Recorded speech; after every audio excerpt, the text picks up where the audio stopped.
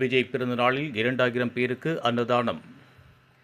அஸ்தினாபுரத்தில் முதல்வர் பிறந்தநாளையொட்டி 2000 பேருக்கு அன்னதானம் வழங்கப்பட்டது. தமிழக முதல்வர் விஜய் பிறந்தநாளை முன்னிட்டு செங்கல்பட்டு வடக்கு மாவட்டம் அஸ்தினாபுரம் தமிழக வெற்றிக் கழகம் சார்பில் நலத்திட்ட உதவிகள் வழங்கும் விழா நடைபெற்றது.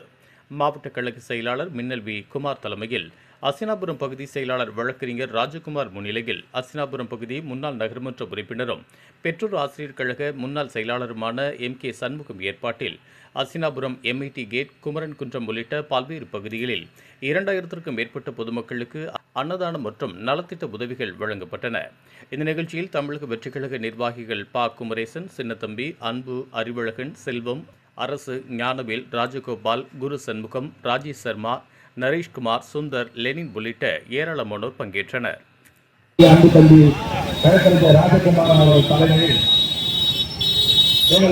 மாவட்ட செயலாளர் எங்கள் அன்பு சகோதரர் மின்னல் குமார் அவர்கள்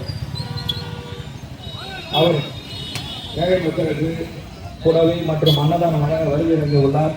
எங்கள் அஸ்தினாபுரம் பகுதி கழகத்தின் சார்பாக அன்றைய மாவட்ட கழக செயலாளர்கள் மற்றும் அவருடன் செல்லும் அவர்கள் மற்றும் கழக நிர்வாக அனைவரும் எங்கள் நன்றி கலந்த வணக்கத்தை தெரிவித்துக் கொண்டு, தமிழகத்தில் வெற்றி தளபதி தான் ஆட்சி செய்வார்.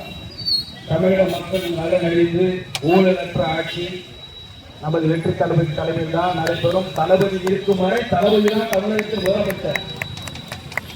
ஏழை மக்களை கஷ்டங்களை போக்க வருகை தந்தவர் தான் வெற்றி தளபதி. இந்த மக்கள் செல்வாக்கு தளபதி பிறந்தனால் ஆண்டு முழுவதும் கொண்டாடலாம்.